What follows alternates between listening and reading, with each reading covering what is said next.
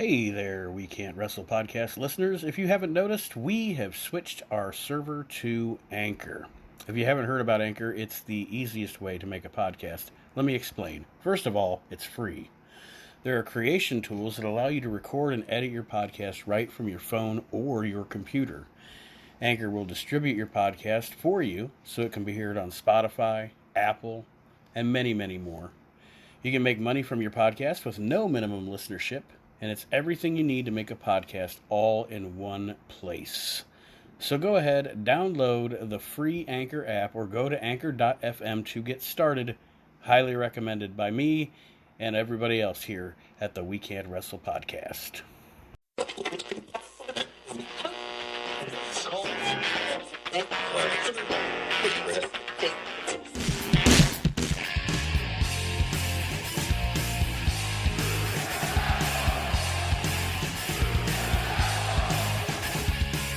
You're listening to the We Can't Wrestle podcast. Now it's time for our host, Kate Manson.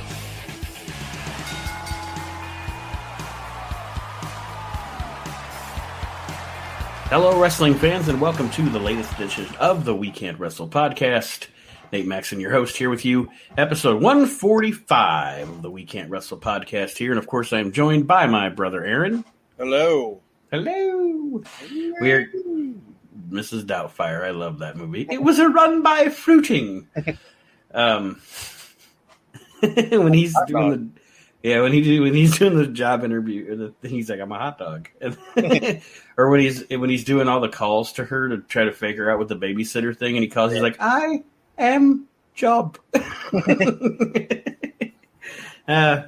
God, I miss that man. Anyway, welcome to the latest edition of the show, everybody. And this week we are continuing our dream rosters, but this time around a new twist. We've done 93, 89, 98. Aron this week is going to present us with a modern day dream roster, which I will also be doing one as well, and so will Archie. So, that being said, we'll get into that in just a moment. But first, I'm going to tell you. Let me tell you. First, October 2nd, 2021, just a couple of weeks away, we will be in Fort Wayne, Indiana. The We Can't Wrestle podcast will be at the Heroes and Legends wrestling event. I'm very much looking forward to this, coming out, seeing the peoples. And also, these are really good events. Aron and I have been to quite a few of them, and it's always a good show. It's well run, well produced. Yes. Plenty of vendors. It's a lot of, actually, the indie talent that wrestles there. He's got a lot of good indie talent that wrestles there. And always you get to see the legends wrestle, too.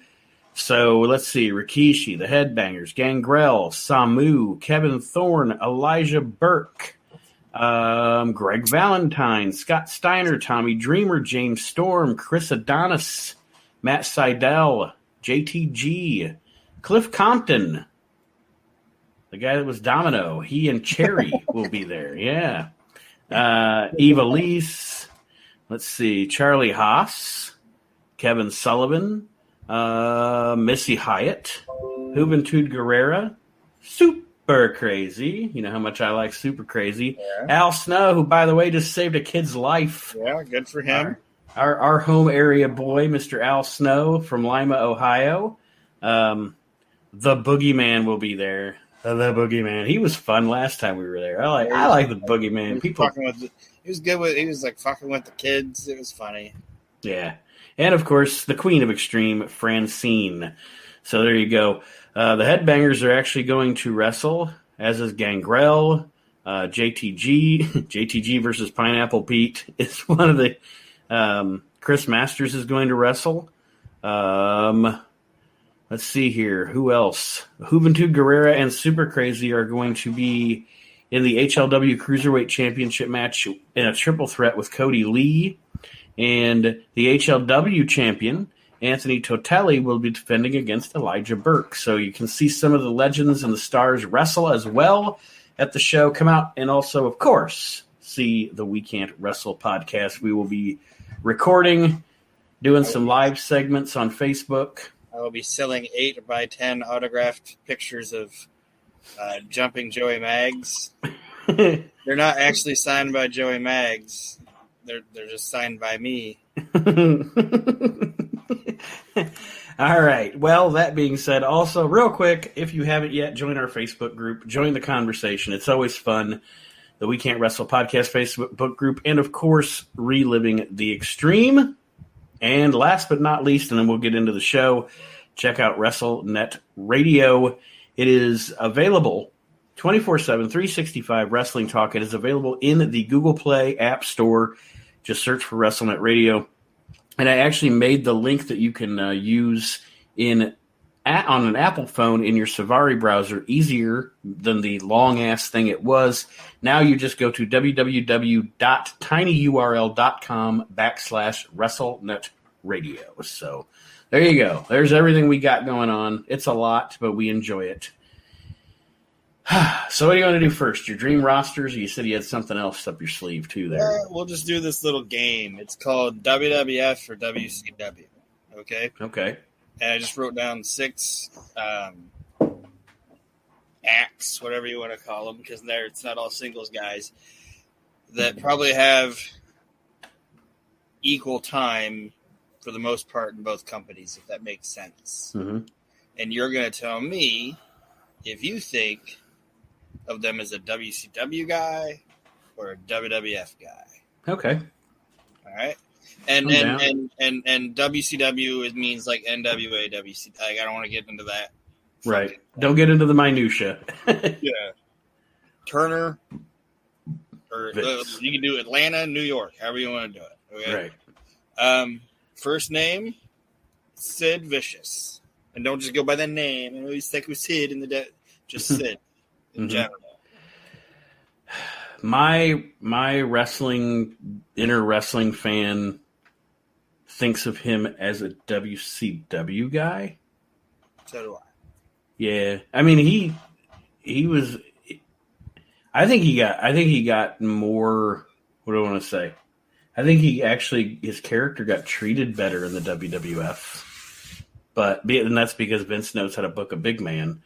But I still think, when I think of Sid, I think of like Sid in the WCW, in the Horsemen, in the Skyscrapers. And he's the guy that's when I think about when I thought WCW was the coolest, was in like that Galoob era. And he's one of those guys. He's the guy that I think about when I'm thinking about WCW. I think like, the Steiner brothers and their cool singlets, Luger in his blue trunks, Sting, Sid, you know what I mean? Brian Pillman. Those are like the guys that I think of. And you think of Sid in the singlet, not in the Hogan tights or whatever. Yeah. Like that's the WCW I think about, and Sid's a big part of that, in my opinion. So I agree with you on that one. The next one is, and there's only 6 of these, so it won't be that long. The next one is Jeff Jarrett. Is Jeff Jarrett a WCW guy or a WWF guy? I think of Jarrett as a WWF guy. Me too. Because I think of JEFF, JARRE, double T, Jeff Jarrett. And, I know he got a better push in WCW because of Vince Russo. But, yeah, I definitely think of that Jeff Jarrett, that 95 through 97 Jeff Jarrett, Yeah. And the funny thing about it is the lasting images of this proves the gimmick was good, because he actually spent more time in WCW overall than he did in the WWF, I think. When you think, because in WWF he was there, well, maybe not, because he came in 93 till about 96. Then he came back in 97 to 99. Yeah, so he was in WWF a little longer. Yeah, and then he went to WCW, and they were out of business in 2001. So, yeah, to me, Jarrett's a WWF guy. He definitely looked out of place in WCW in 96 and 97 when he was there. That was lame. He never fit in. And he had that music that, like... If you're not going to be Jeff Jarrett, if you're not going to be double J Jeff Jarrett, don't wear that outfit and don't have that. Right. Yeah. The next one, because there's 2 tag teams, so I kind of want to space it out a little bit. So we'll do one more singles guy, and then one of the tag teams. Rey Mysterio, WWF or WCW? That one's tough. I know which one it is for me. I was curious what you think. I think, to be honest, for me, it's probably WWE. I'm the same way. And I know WWE. I know what you're saying, but you know what I'm saying. Like, yeah, just to get all crazy. But yeah, he's more of a Vince guy to me because I think he was treated. He was, how do I want to say it? He was respected and treated properly by the WWE. WWE than WCW. I think the only time that WWE mishandled him, ironically, was his first world title reign. They put the title on him because Eddie passed, and then they just made him look like a schlub the whole time. And the problem was they decided to put him in the ring with people like Mark Henry and Great Khali, and obviously Vince McMahon's going to have Great Khali crush him like a grape, you know. Yeah. But other than that, you're right. I mean, he's a smaller guy. I look at him kind of like AJ. He's a smaller guy that Vince has always treated surprisingly well. Yeah. Never really made, other than that first title reign back in like 2006, that he's never made him look like a schlub. He's always treated him like a main event talent, you know. And I definitely think of Ray more as a WWE guy. Me too. The next one I think we're going to be on the same boat with as well. It's a tag team. It's Hawk and Animal. NWA, WCW. Me too. I think there's no doubt. It's just I don't want to say they sucked in the WWF, and they're always like, "Oh, WWF treated them like shit." WWF cleaned them up. That's the only thing they did wrong with them. They did, and a lot. You listen back and think about things. And this is no disrespect to those guys because they were, especially Animal. They were a great attraction, and I'm not trying to disrespect them or their legacies or their lives. But you also hear stories looking back now about how also by the time they came to the WWF, Hawk was struggling with his shit, you know? Yeah. And somebody like that isn't going to, obviously Vince isn't going to put his full weight behind them. And yeah, like you said, also the WWF cleaned them up. They didn't have they were just another tag team with the tag teams instead of being this menacing force, you know? Just WCW, they were badasses, and in WWE, they were there, and it was what it was. Like it didn't help, and I don't want to say it didn't help. Like when they first got there, they were just like glad handing with the Hart Foundation and stuff like that. Like it shouldn't be that they're bad guys, but they don't want to be friends with anybody. You know what I mean? Right. Yeah. So I think that's what hurt them. This one I think is an easy one too, and we're probably going to agree on it. Paul Orndorff. Maybe not, because you're more you're pretty polarizing with your Paul Orndorff Hogan run, but go ahead. I just think when I think of Paul Orndorff, I think of Paul Orndorff in WCW. I think of Paul Orndorff in the WWF. So I think of Mr. Wonderful from 85 to 87, and all the stuff with WrestleMania 1, and like you said, everybody knows I love the Hulk Hogan Paul Orndorff feud, and why won't he pick up the phone? And I mean, he just and his turn on Hogan is fucking fantastic. Oh yeah, and I'm not poo-pooing it or anything like that. It is great. I just think of Paul Orndorff as the WCW guy, and part of it has to do with age. You know what I mean? Oh, and he was great in WCW. I mean, even though I knew all that stuff and watched all that stuff, but as a kid, I'm like, I thought of Paul Orndorff more as WCW. You know what I mean? Mm-hmm. Like, He had great matches with Steamboat, and it's like he had a feud with Cactus Jack that shouldn't have been. That shouldn't have worked. Like Paul Orndorff versus Cactus Jack. It shouldn't be a good match, but then it was fucking phenomenal. You know what I mean? Like, these two should not do good together. It worked. Another thing I agree with Brian Last on, that I've heard him mention a few times, is wouldn't it have been so much better instead of the Black Scorpion if it would have been Sting and Paul Orndorff? Yeah.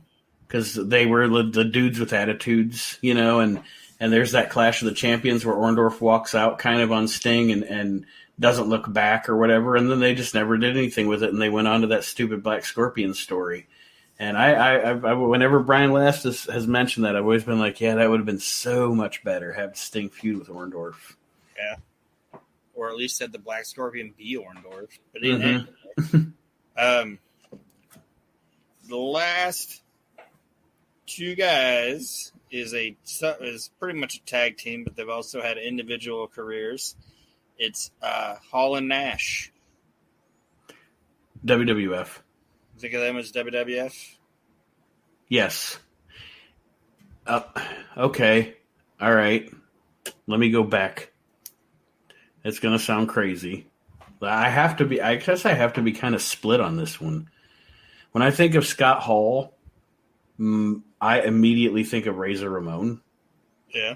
Because I love Razor Ramon. So I guess Scott Hall, I think of WWF. And even though he was the world champion for Kevin Nash, I think of WCW because Big Sexy stands out in my mind more than Big Daddy Cool Diesel. So I guess I have to cheat and say I got to split them up because I think it's Razor Ramon and then I think of Big Sexy Kevin Nash first. So all right, I think of them as WCW guys, but that's also maybe I would jaded myself because I didn't think of the gimmick. You know what I mean? I just thought of Hall and Nash. So yeah, if I would have thought of Razor Ramon, I probably would have thought WWF. But that's all right. Still a fun exercise. I don't know if that was stupid or not, but I thought thought about it on my lunch break today. Yeah, it's funny because you did that, and I was thinking about like maybe the next episode or something, doing that thing I used to do back in the early days of the show where I pick the best gimmick, you know, and find a few guys that had quite a few different gimmicks and what was their best gimmick. We might play that game again sometime soon. I like that one. Okay. So is it roster time? It's roster time. And like I said, folks, this time around, Aron has decided to make a roster of modern wrestlers, which I am very interested to hear this, since you are quite the, I don't want to say critic. You're not particularly fond of modern product wrestling. So I'll be interested to see who stands out to you to be on your roster. And I want to preface that by saying that I am not a fan of the wrestlers. I'm not a fan of the product that they're putting out there. The wrestlers are perfectly fine. The wrestlers now, they're some of the best athletes out there. Like they're, I don't want to say 10 times the athletes that were in the past, but they are. I mean, and any professional wrestler that's the age of like Steve Austin or somebody is going to tell you that. But yes, the shit they're given is what the problem is. I forgot to write something down, some kind of filibustering or whatever you want to call it. Did you do 10 faces, 10 heels, 5 tag teams like you did your other roster? Of course. All right. How you build a wrestling company. I play that fucking game that we play, which you should download, Wrestling Empire, by the way. It's super fun. I do that on that game. I want to ask you, if you haven't played Wrestling Revolution, folks, play it. Is there a way to turn the controls off on Wrestling Empire so that it just controls itself? Yeah, you do. It's got a booking career. And it doesn't make you have to control the wrestler? No, it works just like the other game. Okay. Because I don't like to control the wrestler. I just like to simulate the result. It works exactly like booking revolution, except there's different. It's more integral to some of the stuff. Like they'll tell you that your roster doesn't have enough strength depth, so you got to like bring up the strength of your wrestler. You travel all throughout the earth. You travel all throughout the globe, like to different regions. And say you pick Mexico. Say you pick Super Lucha or whatever. You can branch out a little ways away from Mexico, and say you go over to like England or something.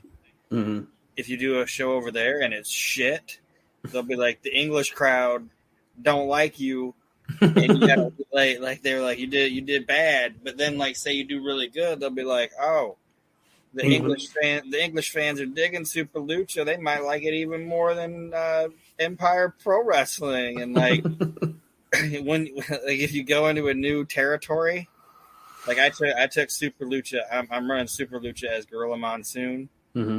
And he's built Super Lucha up to being like the third top fucking show on the top 10 things. And he's going all over like South America and shit and Mexico with this Super Lucha. We're just running it. But we're kind of starting to get into the United States. And we went into like part of the United States.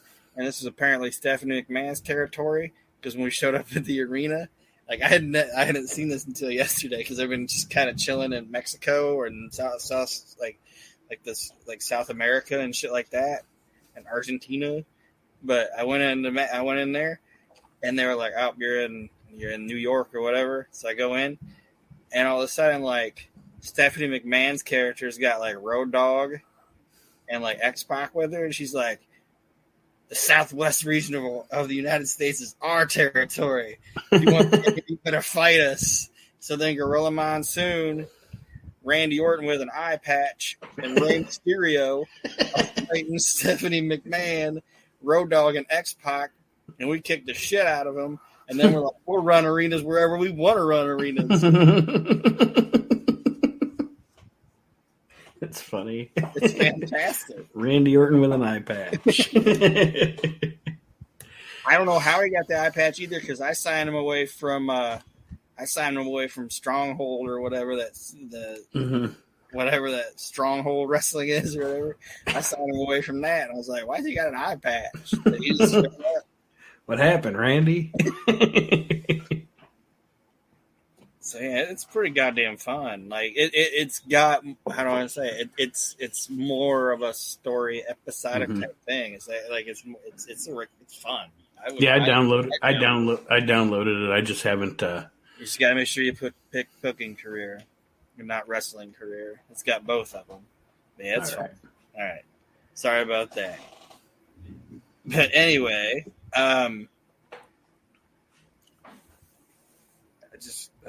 I got sidetracked. Got one thing to write down, and then I'm done. We're going to find out who is part of Aron Elite Wrestling. Yes. I don't want that guy in that spot. I just forgot to write one thing down. It's going to throw me off if I don't do it. All right. Okay. The first thing is I've got this company, okay, and I've named it Pro Wrestling Grand Prix. All right. Mm-hmm. And we're going to actually do something that every other company has tried to say they're going to do, but they never do. We're actually going to put wrestling back into wrestling. Got this promotion, and I realize that I have money. I'm a wrestling fan, but I am not a wrestler, nor should I pretend to know the inner workings and how to deal with wrestlers. So I'm hiring as my booker a man that I think right now is probably one of the best wrestling bookers out there, and that man is Aron Stevens. Okay. But Aron Stevens is being hired under the knowledge that he's not going to be on TV. He's not going to be working in front, like in the ring and doing all this, that, and the other thing. He is simply booking and helping me with talent. That's his job. Okay? It's not going to be like Aaron Stevens is booking himself in these matches. So I'm offering him money to come in and not book himself. Yeah, I was going to say enough money to not book himself in the not be Dusty Rhodes. Yes. Now, the other important thing is who's going to be introducing my wrestlers, and that person will be Justin Roberts. Okay. My backstage interviewer is Kyle Durden. And my announce team is Joe Galley and Matt Stryker. So all right. That is who is presenting my product. I will have a heavyweight champion, obviously, a tag team champion, and a television champion. So I'll let you pick. Do you want tag teams, heels, or faces first? Faces. Okay.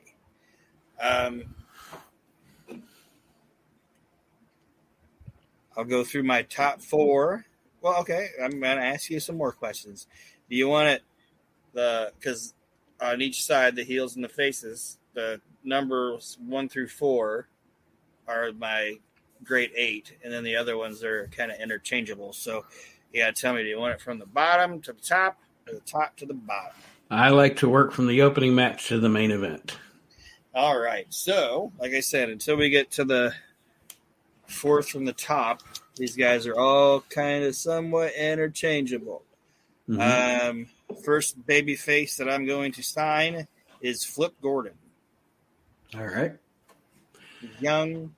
He's an indie prospect, but he's not like, I would say, like, super indie guy or whatever. Like, people are going to, like, lose their shit for him right away and probably bitch if I do something they don't like about it. He's just somebody that, like a puppy with big paws or whatever. I don't even know how long he's been wrestling. I think he would be a good guy to start as, like, a underneath good-looking baby face. He's also very exciting to watch, but not a spot monkey.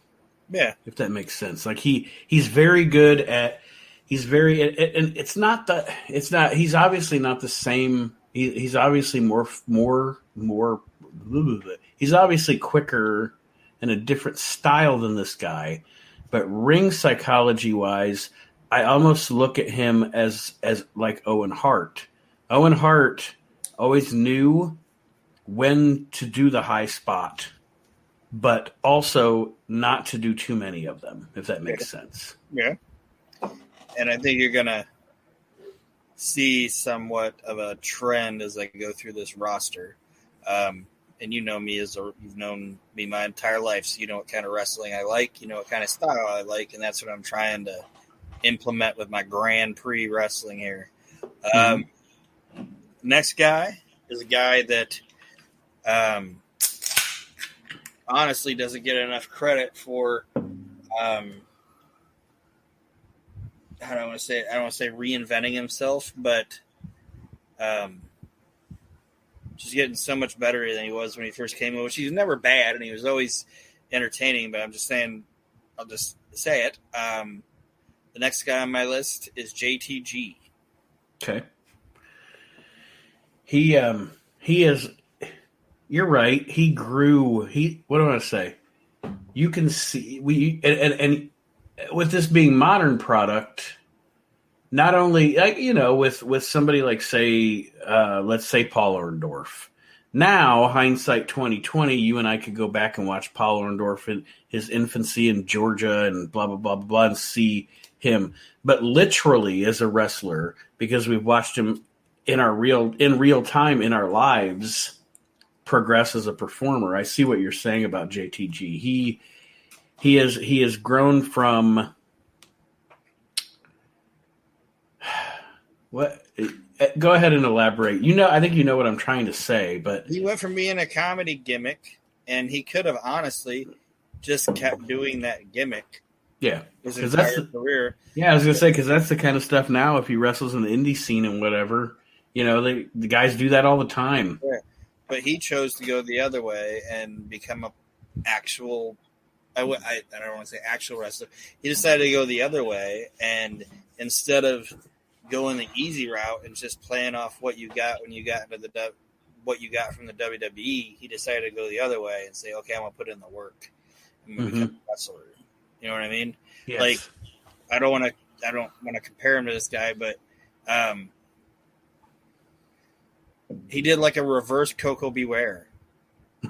Like Coco Beware was like working his ass off before he got to the WWF, and I'm not even saying that I didn't like Coco in the WWF, but he got fat, Right. he got lazy, and then for the rest of his career, he just flaunted that fucking bird and didn't do jack shit. You know what I mean? But Yep. JTG was like, you know what? No, I'm gonna go out there and I'm gonna start working like these guys and bust my ass, get in the best shape of my career, and not be a gimmick. And I think he's great. Me too. in my Me opinion. too. Like, I like him more now than I did when he was in Crime Time. Mm-hmm. So, I absolutely agree. I actually, when they were Crime Time, I was a bigger fan of Shad. When they turned Shad on JTG and had him go heel, I had big expectations for Shad because I was really actually a big fan of his. I liked him too. I And just don't think he liked. I don't think he liked wrestling as much as right, whatever. You know what I mean? but JTG, yeah, I definitely agree. JTG has grown leaps and bounds as a performer. I'm not saying Shad didn't like wrestling. What I want to say is I think Shad looked more at wrestling as An avenue to get somewhere else. yes, Yeah, to like, be an this actor. will or, this will get me noticed by people and move on to something else. Mhm. I think he did. And I'm not knocking him. I'm not knocking the guy for it or anything like that. It's just what I think. Yeah, and I didn't want to get off the beaten path. I just thought he had a great style and a great look to be a killer heel. And like you said, obviously he just didn't have the passion for it. So that's probably why it didn't work out. To be honest. Next dude on my list is Nakamura. Oh yeah. You want Nakamura? If you can sign anybody in the current landscape of wrestling, why wouldn't you want Nakamura on your show? Absolutely. One of the best wrestlers in the world for the past decade. He has a charisma unlike any, I think, to be honest with you, he has a charisma unlike any wrestler of the past at least 15 years. He doesn't even have to speak English or good English. People don't give a shit. His promos are still over. And I know you aren't a fan, but I would pick up Rick Boogs with him too because I like Rick Boogs. Fuck that noise. Man, did you watch SummerSlam? Yes. Because also one of my favorite things of the modern product is Pat McAfee. Pat McAfee's the fucking shit. That guy loves wrestling. You can tell. He's like the best color commentator in wrestling right now. And did you watch him jamming on the table when Rick Boogs was playing? God damn it, it's so entertaining. I'm not saying he's not entertaining, and I'm not saying that entrance to it, but I don't want Boogs. All right. I'll just hire somebody else to play his guitar if I need to. But definitely Nakamura. He is always going to give you a fantastic match. And he's one of those guys that's versatile enough, too, where you could throw him in a makeshift tag team with somebody. And that's what I'm saying. That's why he's not in my grade 8. Mm-hmm. Because I want him to be able to be. I don't want him to go, oh, he's the champ, and then I take it off of him, and now all of a sudden he's like teaming with Flip Gordon because he's gonna take the young guy under. You know what I mean? Yeah. He's and there's a couple guys that are gonna be that aren't in my top 4 or top 8. That's the reason why. But Nakamura, he's going to be. I don't want to say my utility player, but he's going to be a guy that if I need him to be the champ, he can be the champ, but he doesn't need the belt. So he doesn't have to be in the grade 8. He doesn't need the belt. He's Nakamura, for Christ's sakes. He's Japanese Jeff Hardy. He doesn't need the belt. And he's so yes, exactly. He's so good Let's say you have, you said you're grade 8. Say one of your big main event guys goes down with a neck injury or something. He's going to be out for a year. Hey, let's just elevate Nakamura into the 8. Yeah. And nobody will even notice. Nope. And then they won't notice when he's not in it anymore either because they're just happy he's around. Mm-hmm. So anything else on Nakamura? No, sir. All right. Next guy on my list, and I'm just going to say this. This is going to be my inaugural TV champion, is Cesaro. Good pull. Yes. Cesaro is an anomaly. They're a guy that size shouldn't be able to do what he does. And I know you guys, and I know you say it's Adam Cole, right? Mm-hmm. Yeah, it's the best wrestler on the planet right now, or whatever. Yeah, my personal favorite. And I don't know who Archie would say because he's not here. I know Chad's partial to Cole as well, but he also likes Punk. Mm-hmm. But I think, in my opinion, that Cesaro is the best wrestler on the planet. And because he can do every goddamn thing he needs somebody to do. He's also. Oh, go ahead. I was just gonna say, and I'm not knocking Adam Cole, but Adam Cole cannot suplex somebody while he's standing on the bottom rope and the person's on the apron and suplex them into the ring. Right. He can't spin anybody else on the planet around for 42 repetitions or revolutions or whatever. That dude is a goddamn freak. Mm-hmm. And that's why. That's why. When I'm sorry, I don't want to. No, it's all right. But like when 2013 or 2012, John Cena goes, that dude is a freak. He's the strongest person I know. It's like, you're a freak, John. You know what I mean? It's like, I know I'm a freak, but that dude's freaky strong and freaky awesome. You know what I mean? Like, and he has literally been my biggest old Vince headache. I do not understand why old Vince cannot get behind Cesaro for a sustain. You would think that Cesaro is everything Vince McMahon wants a wrestler to be. You know what I mean? Yeah. He's got a great physique. He's got a great look. He's built like a brick shit house. And on top of it, let's just say it. And I know this guy keeps coming up, but he was one of the greats, so fuck it. Cesaro is a modern day Paul Orndorff. If you look at modern wrestling, Cesaro is Paul Orndorff. Am I wrong? Are you just saying like off of looks? No, I'm saying like off of everything. He's got the look. He's got the ability. He does shit that people his size shouldn't be able to do. I mean, he's just overall. And he can talk. I don't get it. I do not get old Vince with Cesaro. Because there are two Vince McMahons to me. There is Vince McMahon and there's old Vince. And he's likable. Mm-hmm. But he can be a heel if you want him to be.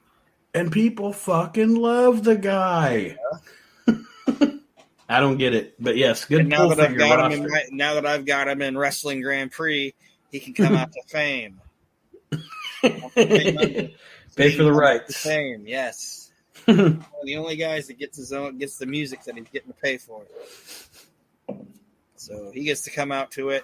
And everybody else gets the We Can't Wrestle public domain music. Yeah. JTG, you will come out to Pop Goes the Weasel. Like it.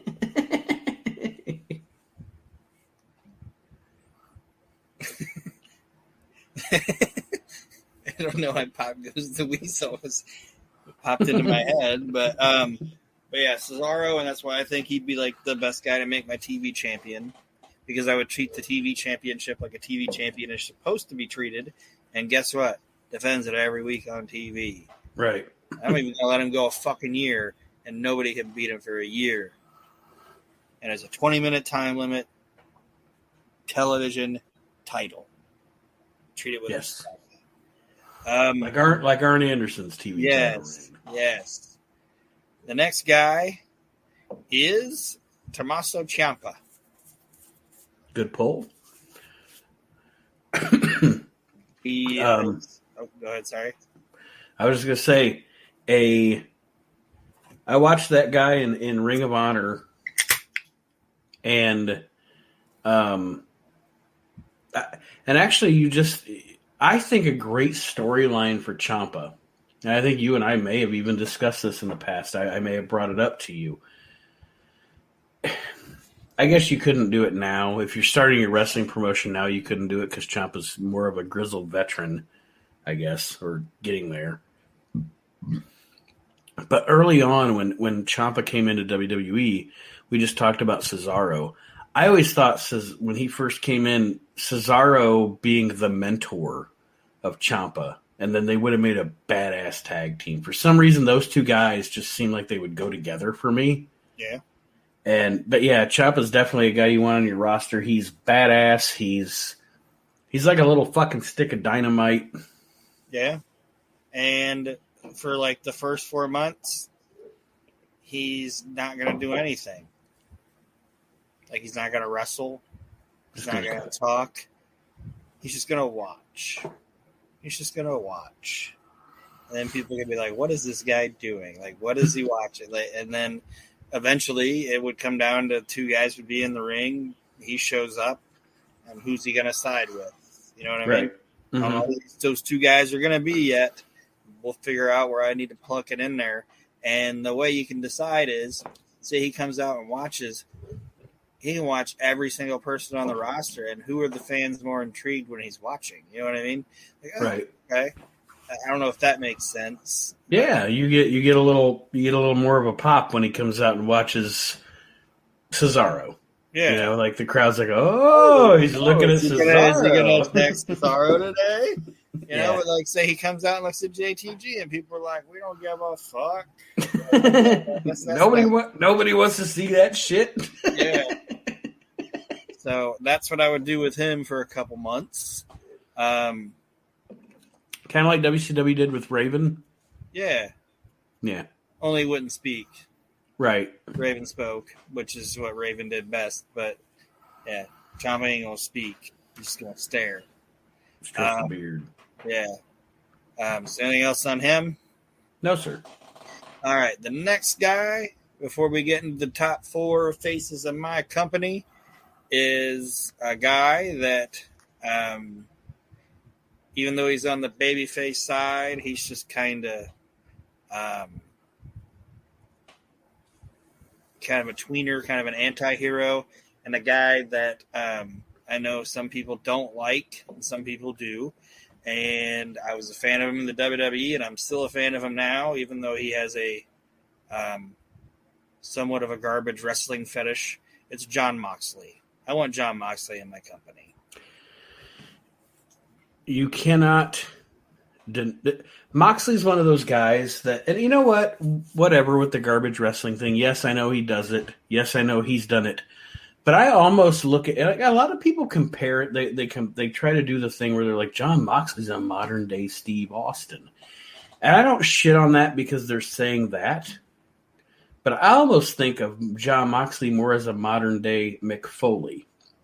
And the reason I say that is because, yes, he can do the garbage wrestling and has, but he can also take said garbage wrestling and incorporate it into a match that doesn't look like garbage wrestling. Does that make sense? Yeah. Like Jon Moxley. He can also not do it if he doesn't need to. You know what I mean? Like, he can be like, Jon Moxley, you're not going to do garbage wrestling. Okay, then I'll just wrestle. And he'll still be entertaining as shit, and he'll still get over. Over as fuck. He did it in the WWF. He did garbage wrestling in the WWF. Yeah. And am I saying that he would never garbage wrestle in my company? No, but he wouldn't. I mean, he wouldn't do it every week. Well, and if it's done, definitely wouldn't be like a Nick Gage coming around. No, but and that's what I was going to say. If done properly, it's not always garbage wrestling. There is a difference between having a hardcore match. Randy Orton and Mick Foley. I know, and that's what I'm saying. Like, he can have a hardcore match, but we're not going to have the shit that you see in fucking game changer wrestling or fucking CCW. Keep that shit in the fucking CCW, buddy. Keep it in the cesspool where it should be. Yeah, that shit ain't going to be on my TV. You ain't putting Nick Gage on my fucking TV. Fucking Meth Michaels. That shit ain't going to happen. But yeah, definitely Moxley should be on any modern day roster. And also, and he's still. All right, so after Mr. Moxley, who do you have next babyface on your roster? All right, now we're moving into my top 4 baby faces. First one of the Great 8 is the Hangman himself, Adam Page. Very good pull. Yes. He is over like Rover. He can be your everyman babyface. Yeah.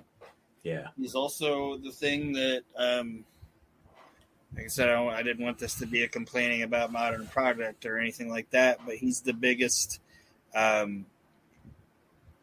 botch of AEW booking wise. Because it's like I said, I don't hate everything. It's just that I try to find the good and the bad in both both promotions and everything like that. But AEW, they kind of screwed the pooch with Adam Page, and now it's like too late to go back with him. Yeah.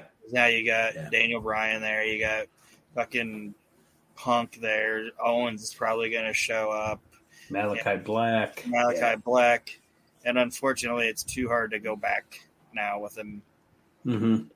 Maybe a couple of years from now, you might be able to do it. But right now, if you had Adam Page come out there now and try to do something, people wouldn't buy it. But yeah, he's definitely a good pull to be in your promotion because, like I said, you need the audience connects with him. You know, like I said, every man. The audience is like, yeah, I drink beer too. I like cowboy shit too. You know, and. That's He's definitely a definite want on a modern roster. Yes. All right. Next, the grade 8s are pretty easy. I shouldn't say easy, but there's not a lot to say. Oh well, why would you want that guy? You know what I mean? The next guy is obviously somebody I want on my show because why wouldn't you? It's AJ Styles. Yes, absolutely. Hello, AJ. You're fantastic. You just do whatever you want to do. But at the start, you're coming in as a babyface because they're going to cheer for you anyway when you first come out. So, and he can heal very easily for you if you need him to. Yes, you know. But coming in first year or so, he's a face because, like I said, they're gonna this crowd is gonna go crazy for him anyway. So let's just give them what they want. Face AJ for a little bit. Mm-hmm. And before Adam Cole came along, AJ was my favorite wrestler in the world, and he's still one of the greatest in the world. I would never say, "Oh, Adam Cole's my favorite, so AJ's not." You know, like I still am happy to watch AJ Styles wrestle any day of the week. Yes. All right. Next, and it's also funny. It's also funny that AJ and Undertaker became a meme. But anyway,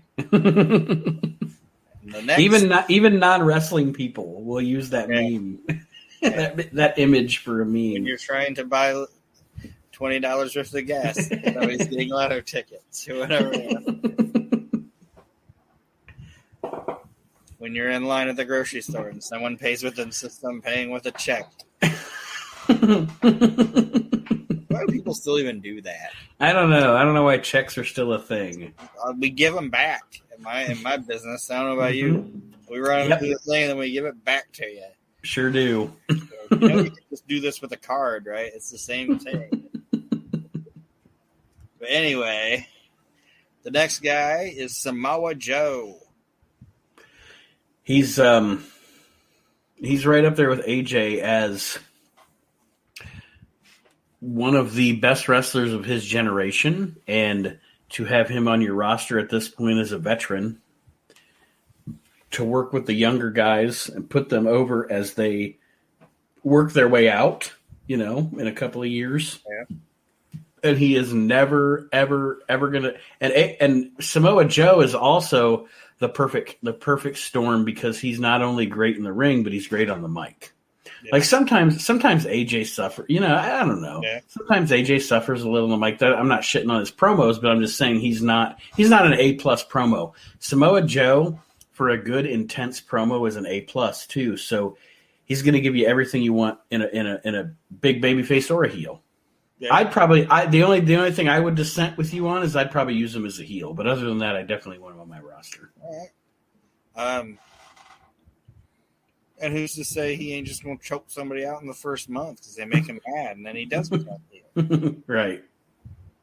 But the number one babyface in my entire company, and he's getting the belt. He's winning it. However, Aaron Stevens decides to get it onto him. Is Bryan Danielson. Is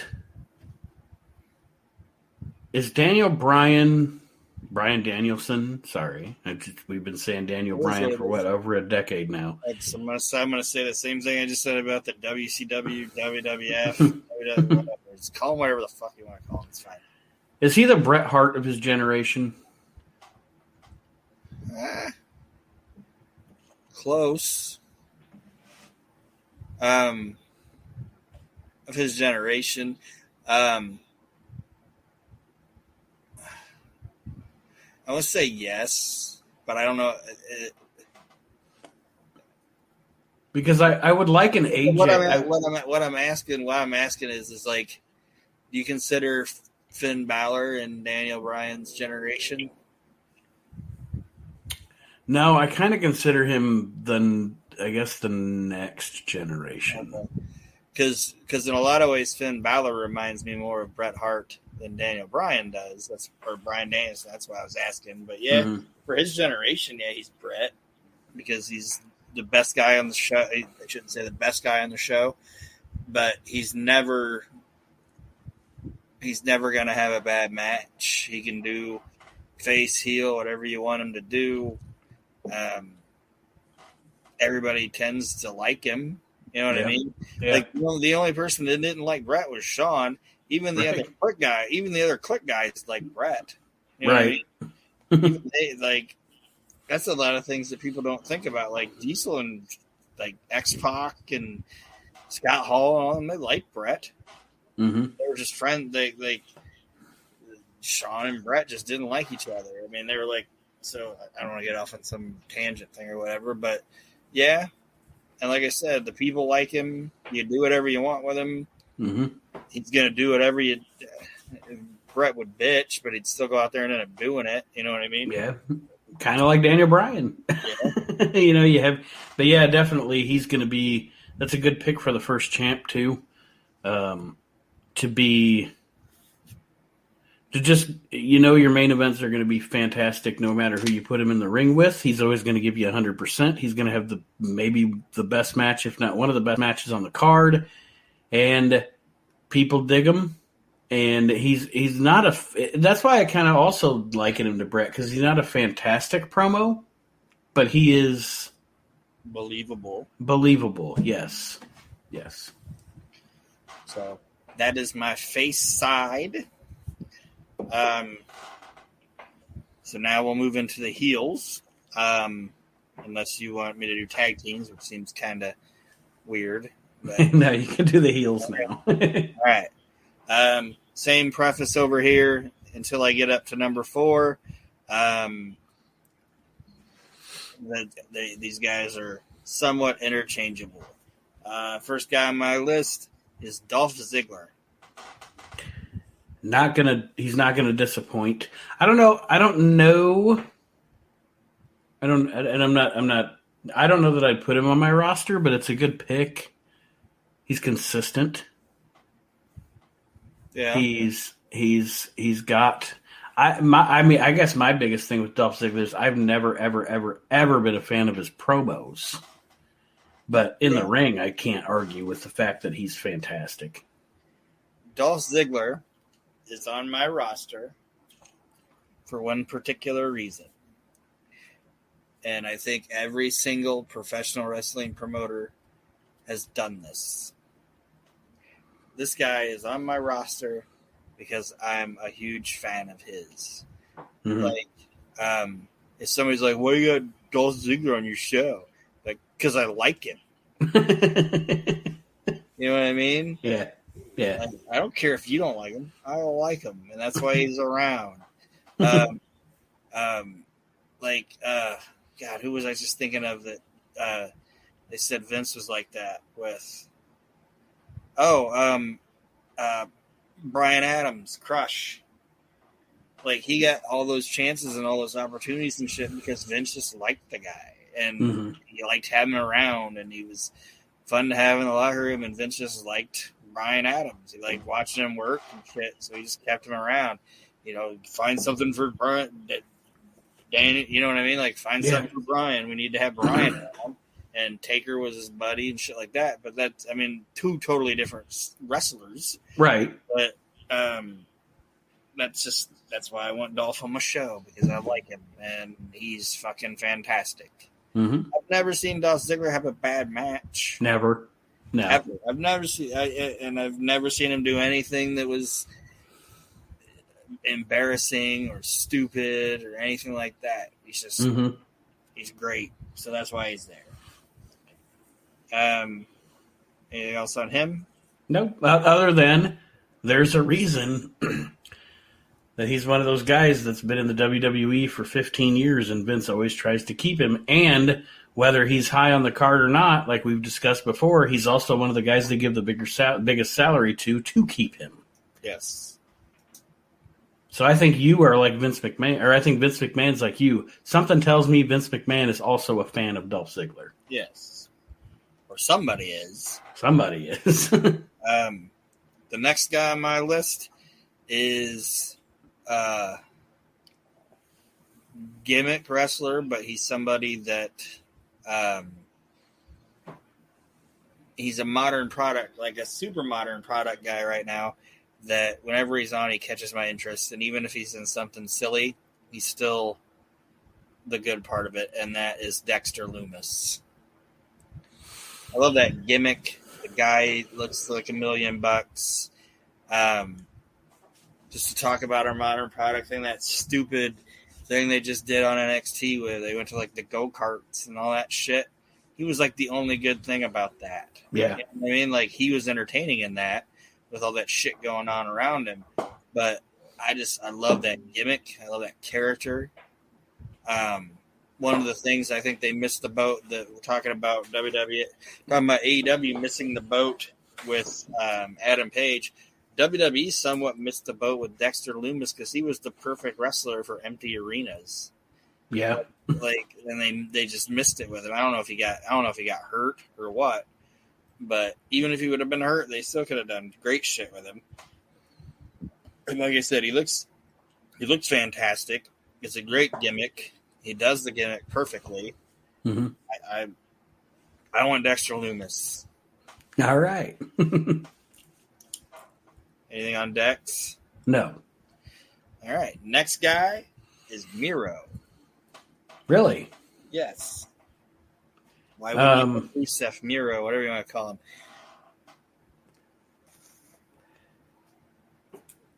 I think he's one of those guys that you're probably a bigger fan of than I am. Yeah. I thought and think, and you should probably tell why first, before me shitting on it, or not shitting on it, but saying why not for me. To me, he at some point, I lost interest and he had a shelf life, and it could have been the booking. But then I say, well, it might not have been the booking because I don't like him really that much in AEW either. So. I'm not crapping on, like we say, I'm not crapping on the man's work. He hasn't booked that great in AEW either. Mm-hmm. But yeah, I mean, he reached a shelf life with me, but This is your roster. So you go ahead and tell us why Miro is on your roster. Miro doesn't work when you make him completely comedy.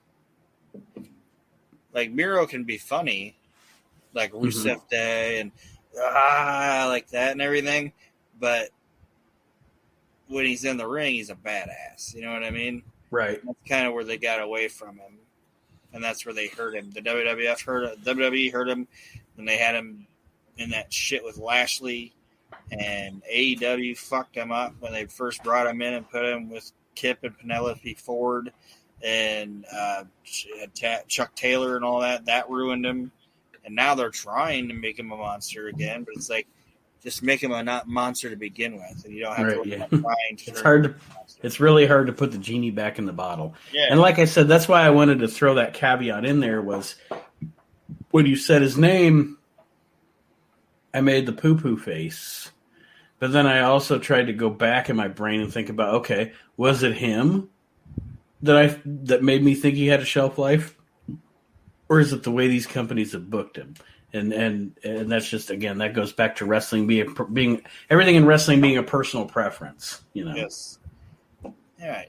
Next guy, unless you got anything else on Mr. Miro. Nope. Is Zack Sabre Jr. Good pick. Yes. Very good pick. He's like Flip Gordon, as we were discussing earlier, where he can do any high spot on the planet and do it beautifully, but he's going to pick his spot. He's not going to. His whole match isn't going to be, unless it's with Will Ospreay, because all Will Ospreay can do is fucking high spots. But in the general scheme of things, his match isn't going to be a bunch of high spots. It's going to be many well-timed high spots. Yes, and he can talk. Mm-hmm. He's still young, even though he's been wrestling forever.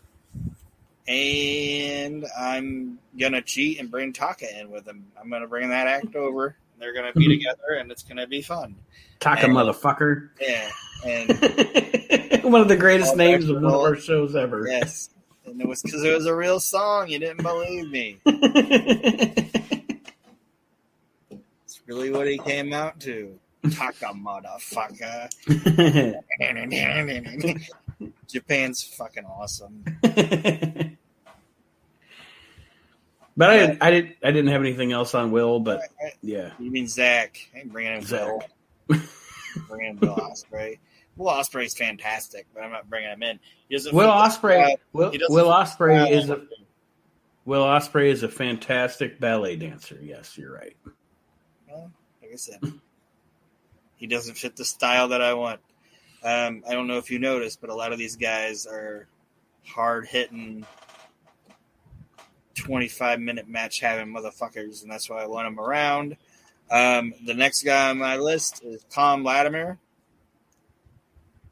I mean, that dude is, like I said before, if you draw me a wrestler, they're gonna draw you somebody that looks like Latimer. Mm-hmm. And he can talk, and he looks like a grown-ass man. He's got a grown-ass man voice, and he's a professional. All professional wrestlers could kick my ass, okay? Don't get me wrong. But he looks like a guy that like, if he would walk into a building, you're like, that guy could kick the shit out of any person in this room. You know, like any person in this building could get their ass handed to them by that guy. Yes, and I am in no way comparing these two wrestlers, but just to compound on what Aron said, that's why one of the most convincing world champions of all time is Harley Race. Yes. Harley Race carried himself and looked like he could just beat the ever-loving shit out of you if you came up to him in a bar. Like, I'm not going to walk up to that guy because he'll probably knock me out. So, yes, Tom is on my roster. Like I said, he's built like a fucking shitbrick house, and he can talk, and he looks believable, and honestly, he's not a terrible wrestler. I mean, he wrestles the style that a guy he looks that looks like him is supposed to wrestle. Mm-hmm. And I'm sure if he wanted to, he could light it up even more. But he knows what. Okay, this is the style that I look like, so this is what I'm gonna do. And it'll be a bit of a spoiler alert. Doesn't matter though. This guy that I'm about to mention will be on my roster, and I'm just mentioning him because it alludes to what you just said. That's how I feel about Wardlow. I like Wardlow, and Wardlow wrestles. He does very well wrestling for how he looks, Yeah. So anyway, we'll talk about him when I talk about my roster. But all right, and that's what, next week? Yes. All right. So anything else on him? Nope. All right. The next guy on my list is Robert Roode. Another good pull. You're never going to have a bad match. And you talk about your heels and your babyface sides. I'm already thinking about Robert Roode versus AJ, Robert Roode versus Samoa Joe, Robert Roode versus Adam Page. Yeah. I mean, and he's like right at the crest. He's kind of like a guy. Oh, and I want to preface this on saying that these aren't guys like, oh, this is what they're doing now. I look at this as what I could do with these guys. You know what I'm saying? Yeah. Like if I would say this right now about Robert Roode in the WWE, people would laugh at me. But Robert Roode is, in my promotion, is going to be booked to the point where if I need him to go into the Great Eight, I can put him in there, and he'll work in there. And he's a guy that gives a shit about his career. He's like JTG almost in the fact that Robert Roode now looks and is better than Robert Roode was like when he was like TNA. When he was in AMW and stuff. Yeah. Yeah, and Robert Roode looks, carries himself, and acts like a fucking pro wrestler. Yeah. There's no ifs, ands, or buts about it. That guy's a pro wrestler. Yeah. It's like, does that guy work at Target or is he a wrestler? That guy is a fucking wrestler. Yeah. Yeah. So, yes, Robert Roode. Anything else on him? Nope. All right. Next guy on my list, as we're going to get into the Great Eight, is a guy we kind of mentioned earlier. It's Finn Balor. Can't go wrong with that. It's a fantastic pick. He's another big miss for WWE in that he's never been used to his full potential. Because he is, except Hunter. Hunter always uses him to his full potential. I look at him and Sheamus as like the top two Hunter guys. Him, Sheamus, and Tommaso. They're like the Hunter guys. Triple H sees that in Finn Balor and knows what he is capable of and has always used him properly. But on the main roster, not so much. He is always going to give you a good match. He's a fantastic promo. And not only is he a fantastic promo, but if any of you are listening in Ireland, it's like, that's just the way we talk around here. He's a fantastic promo, and he has the coolest Irish accent. I'm just saying, like his promos, you're like, he sounds so fucking cool. And then you can utilize the demon from time to time. Yeah, and that's when that's when he turns face. But as heel Finn Balor, he's another guy that I'm gonna buy his music. He can come out to Best Around and just be like the arrogant, smarmy, shitty heel, but when he gets in the ring, he backs it up. Mm-hmm. He's not the same thing, but he's Shawn Michaels on my show. Okay, yeah. He's heel Shawn Michaels. Just a little shit, but you can't deny the fact that this guy's probably the best person on our entire fucking roster. So anything else on Mr. Balor? No, I said what I need to say. Okay. All right, next guy is, and like I said, I probably wouldn't be able to call these guys half of this shit, but that's Aaron Stevens' problem. Next guy on my list is Seth Rollins. A very good pick. Other than the Monday Night Messiah era, I've never had a problem with Seth on the mic and as a character. And then at all times, he's always been fantastic in the ring. Yeah. Aron knows I was a fan of Tyler Black back in Ring of Honor. Man, I want this guy in WWE. But I think, excuse me, sorry. Oh. Not bored with the show, guys. Just a little tired. Had to work today. But he's a guy, though, that I enjoy far more as a villain than I do a babyface. Mm-hmm. Sometimes babyface Seth can get kind of boring. Yeah. So he's the bad guy on my show, and he's just somebody that like you said, he's never gonna have a bad match on you. And if I need to turn him face, I can turn him face. It ain't gonna be very long. It'll just be till somebody gets back from an injury or something, and then he's probably to kick the shit out of the guy that comes back. Yeah. Because everybody be like, "Oh yay, woo, Moxley's back," and then like Seth Rollins beats him up, and be like, "Oh man, he thought you were cool." Fuck a Seth Rollins. Yeah, fucked up our moment, that type of thing. Yeah. But, Yeah. So anything else on Seth? Nope. I agree. All right.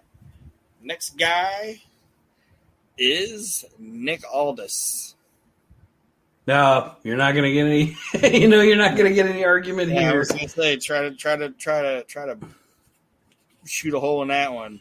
Ain't gonna happen. One of the best in the business. I've said it for years. His run as NWA champion, he proved that he can be a top heel, top world champion, and carry it with a grace that a pro wrestler should. He is a guy that is a world champion in the. I'm just not even going to say that I'm not comparing him to them. He is a guy in the modern era that can be a world champion in the era of a Ric Flair, a Terry Funk, or a Jack Briscoe. Yeah. I kind of like what I said about Robert Roode. That guy is a pro fucking wrestler. Yeah.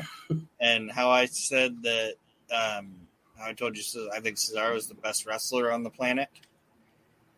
Just because you say somebody is the best wrestler doesn't mean they're your favorite wrestler. Right. Okay. Because there was a point where it could be said that Sean Waltman might have been one of the best, if not one of the best wrestlers on the planet, but he hasn't always been my favorite wrestler. Correct. Mm-hmm. Cesaro is, in my opinion, the best wrestler in the world, or at least in my world. There could be some dude in Japan that I have no idea who the fuck he is. He's like the greatest thing, or some guy in Germany or something. But Nick Aldis right now is my favorite professional wrestler. Favorite. And I will say again, I can't argue with him being on your roster, because if you want a winning team, he's got to be a part of it. Yes. And unless you got anything else on Mr. Aldis. No, sir. I'll elaborate on Mr. Aldis more when I do my roster. How's that? Okay, that's fine. That's fine. Great minds think alike. And I'm sure this guy's probably on your roster too. And this guy is a guy that might not be on every week. And he might not always have an angle going on. But when he shows up, the shit's on. And it's Randy Orton. He's goddamn Randy Orton. How do you argue with that? He's consistent. His psychology's perfect. He's perfect. Randy Orton's perfect. The only thing Randy Orton, a lot of times, anytime in his career where I have not been digging on Randy, has always been the booking of Randy. It's never been Randy himself. Yeah. They've put him in some boring shit, but he's never the reason that it's boring, if that makes sense. Makes sense. And he's like, I don't want to say like how I was thinking how Randy should be used. I would say Randy should be used. If I'm going to give my booker some instructions, I would phrase it like this. I would say I want Randy Orton to be used as a more regular version of Brock Lesnar. Mm-hmm. An attraction. But we're not only going to bring him around twice a year. I mean, he's going to be around, but right. when he comes out or when he's involved in something, it means something. You know yes. what I mean? Yes. It has an impact. Yes. And you can even say he doesn't always have a feud going. Maybe once, if he hasn't been on for a while, you can just be like, ladies and gentlemen, it's just in. Randy Orton's wrestling next week. He's going to fight this guy. And people are like, yay! You know what I mean? Yep. And he might have the belt maybe once a year for a couple months, but yeah. He's also another guy, like you said about Seth Rollins, with his character and his psychology and his moveset and everything, that he's a guy that, okay, you said Seth Rollins, say Dean Ambrose comes back or Jon Moxley comes back and then Seth Rollins comes out to foil his return and then that's a feud. Randy is a guy on the opposite spectrum where, say, Jon Moxley needs 3 months off. Randy Orton, with his attitude, his psychology, his moveset, is the guy that puts Moxley out. Yeah. And then Moxley comes back for the revenge feud. Yeah. And then we can be like, Randy, why'd you do that? And he'd be like, I don't know, I just felt like it. yeah. I didn't like the look on his face. Yeah. Like, it's a totally different thing, but it's one of my favorite lines ever is when in AWA they asked Larry Zbyszko, be like, did you help Kurt Hennig win the AWA title? Did you take that money? Did you do it for the money? And Zbyszko's just like, yeah. Yeah.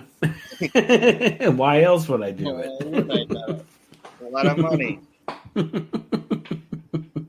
That's a dude, man. I didn't like him when I was a kid, but the older I got, I'm like, this same. dude is awesome. Same. That dude is fucking awesome. I don't care what anybody says.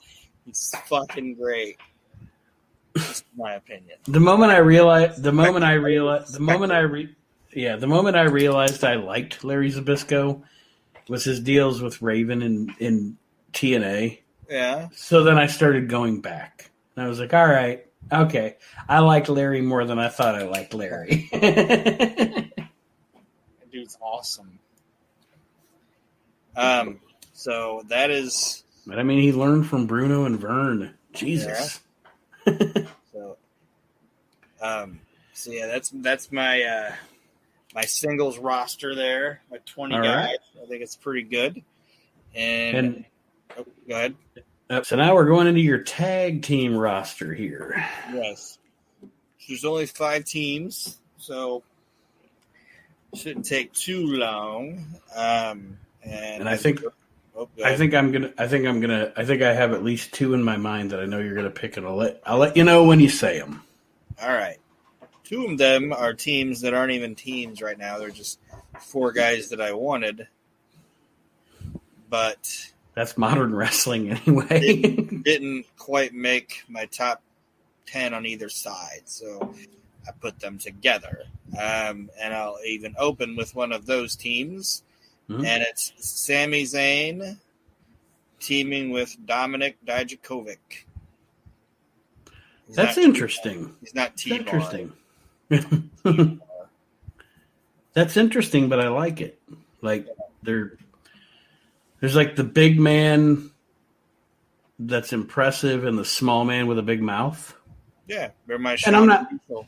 Yeah, I'm not calling Sami Zayn a small. You know what I mean? In pro wrestling, you know, Sami Zayn is like William Regal. He makes him smell smaller.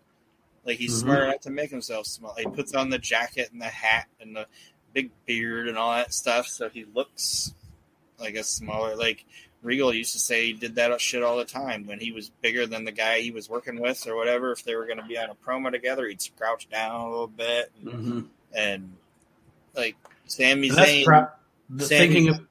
Thinking about the training and NXT and everything, that's probably something William Regal taught Sami Zayn. Yeah, and Sami Zayn's not afraid to be goofy or smacked around or whatever. And like I said, when that shit happens and you got Dominic, he can come out there and he's this big heater. And eventually, if I want to move Dominic into the heel side, Sammy can be his manager. Shit like that. So I think they're a good.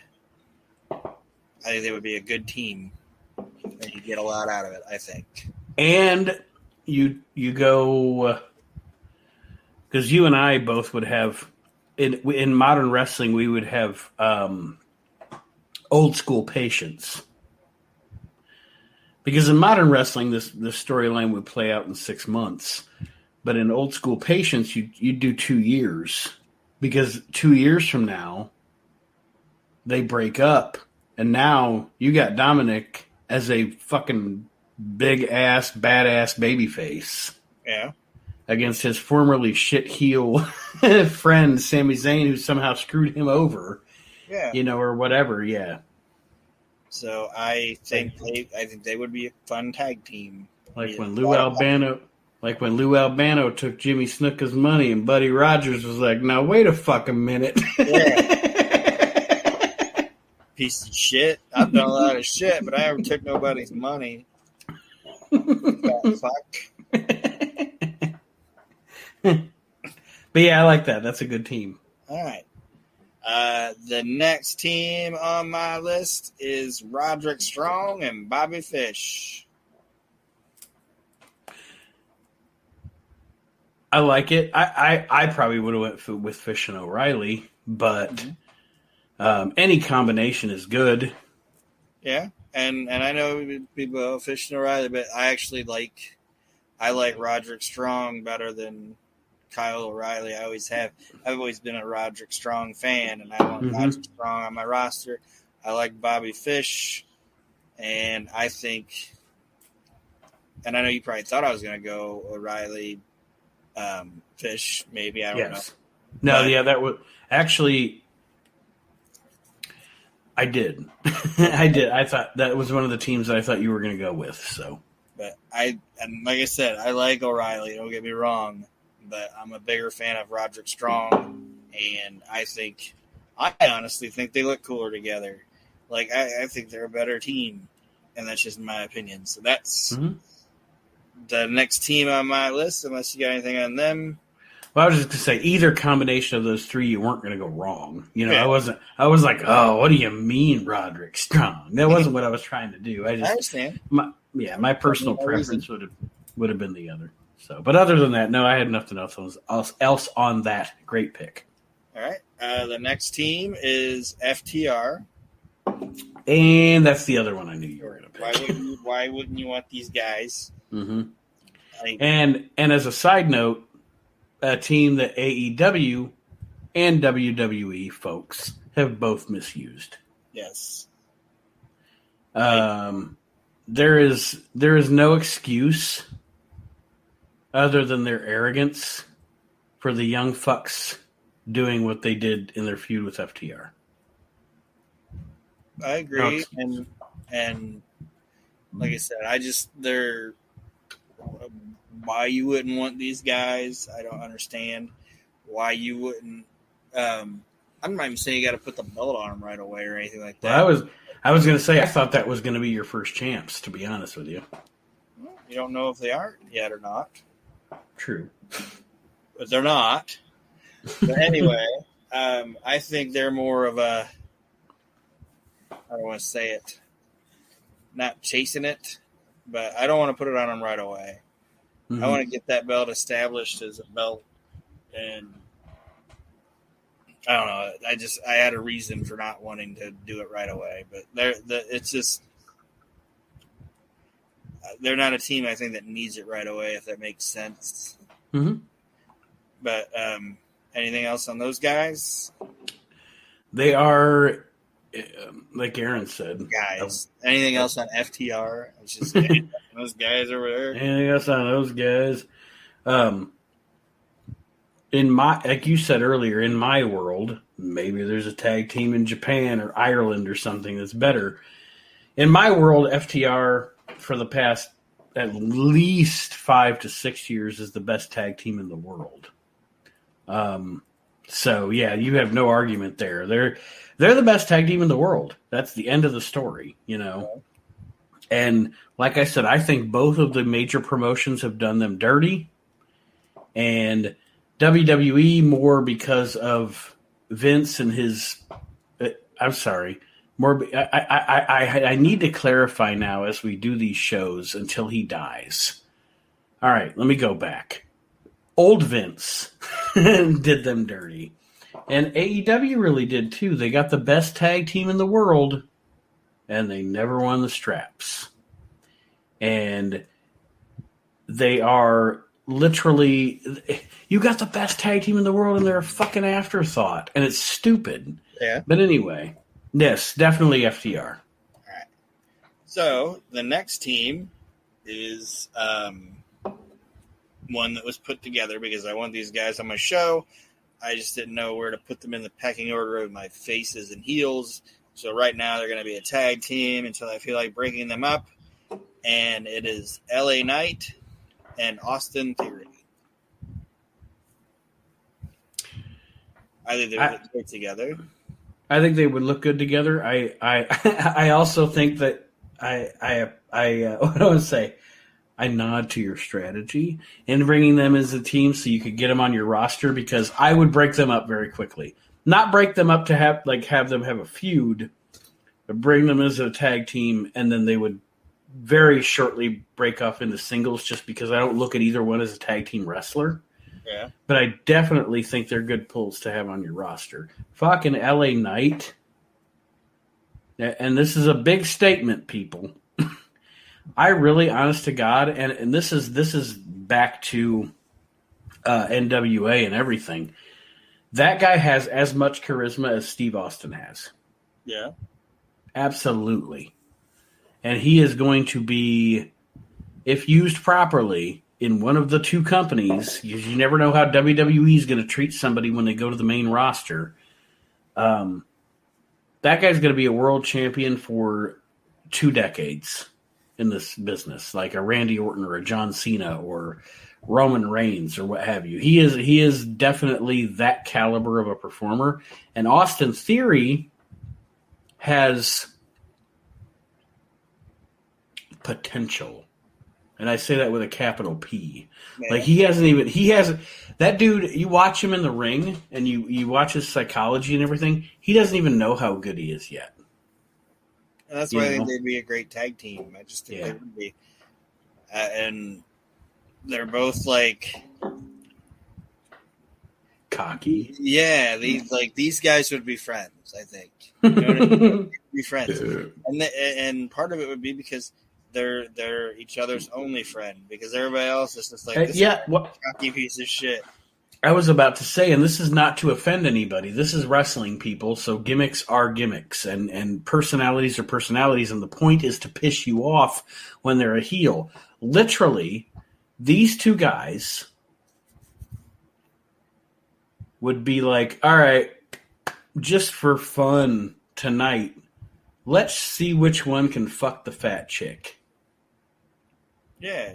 Does that make sense what I'm saying? And I'm not trying to be offensive. I'm just saying that the douchebagginess, of their. That's how we get the cameo with Vicky Guerrero. You can edit that out if you want. But yeah, I mean that's essentially, you're right. They're like the same animal, Yeah. And I just thinking of them pulling up to the arena in their car, just being assholes. You know what I mean? Mm-hmm.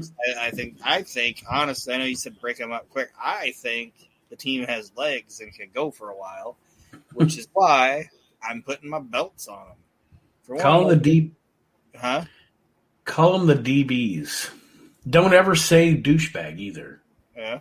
Just call them the DBs. But what's that stand for? It stands for double banger, bro. And they think it stands for different stuff. Yeah.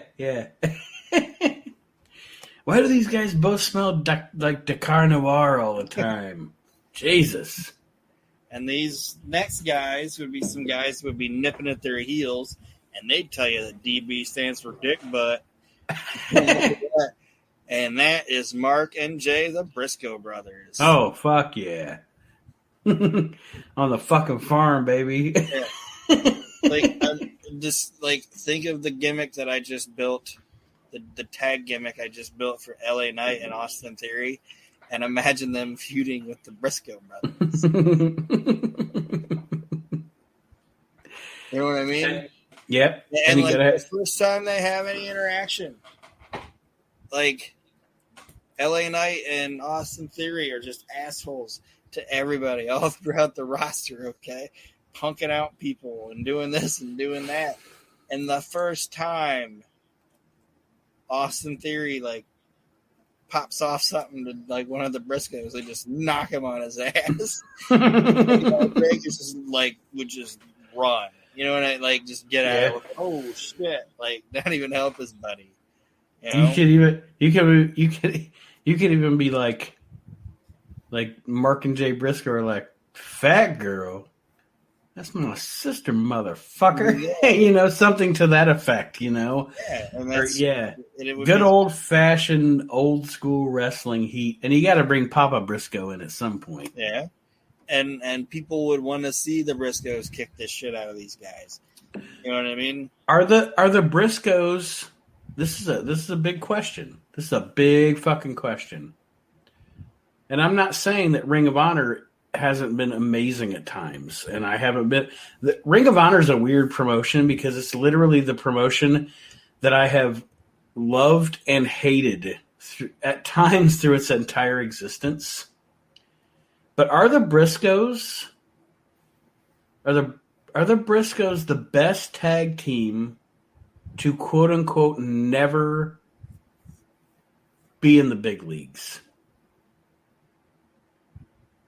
Possible. You know, like somewhere, sometime, goddamn, talk about loyalty to a promotion. Somewhere down the line, WWE, TNA, AEW, et cetera, all these promotions that have come, New Japan, these promotions that have come and gone or are still around, those two guys might be in the history of the business the best tag team to never be on the large. And I'm not shitting on it, ROH, folks. Don't get me wrong. But you know what I mean. Yeah. And nobody ever snagged them. And I think that's mostly them. I think they're very loyal to ROH. Probably, and I know they actually do work on that farm and do all that shit. Mm-hmm. And so they don't have to work a full-time schedule. I know they've said some shit in the past that the WWE doesn't want. Right. And honestly, I don't think Tony Khan's stupid, so he's probably like, maybe not. Maybe not. But I think it's a collection of the fact that they've said shit before in the past that might not be the greatest thing in the world, and that they want to stay close to home. But this is my alternate reality. So in my world, they signed the big money deal. Yeah, and they didn't say that stuff. So that is my roster. And I like it. It's a good modern roster. Yes. All right. So I give Aaron's roster a big thumbs up. I'll do mine next week. And we will continue on with Dream Roster episodes at least until we get to October the 2nd and our appearance at Heroes and Legends Wrestling. But Aaron, anything else you want to say as we close up this week? Nope, just thanks for listening. If you're in the Fort Wayne area and you go to that show, stop by and say hey. Absolutely. And just keep on listening to all the shows, all the new people that are coming in, all that good stuff. And we are, between We Can't Wrestle podcast and Reliving the Extreme and WrestleNet Radio, like Aaron always says, we're the best kept secret in the wrestling podcast industry. And I think growth is coming, especially with the exposure going to this convention. I think things are going to be big. So if you're a listener and you're a loyal listener, because there are some of you, and I do see how many downloads we have and stuff, and we aren't, Aaron says, best kept secret. We aren't necessarily a secret. We do pretty well. He always says our 7 listeners. But if you are listening and you're going to be in Fort Wayne, come see us. I'll put you on the fucking show, guys. I'm not Brian Last or Conrad Thompson. It's going to be like, well, I mean, what? Let me talk. Roll Tide. Roll Tide with your dick pills. And I'm not going to be like, well, I mean, I am the host of Jim Cornette's podcasts. No, that's not how we're doing. That's not how we do shit here. This is a podcast for the people. Yeah. But anyway, come see us in Fort Wayne, October the 2nd. Other than that, if you can't, keep listening, keep supporting everything we're doing here at the We Can't Wrestle podcast family. And we will see you next week, everybody, as I will present my modern wrestling roster. We'll see you next week, everybody. Have a great week, and thanks for listening once again to the We Can't Wrestle podcast. The We Can't Wrestle podcast is a production of Maxin' Out Media, all rights reserved.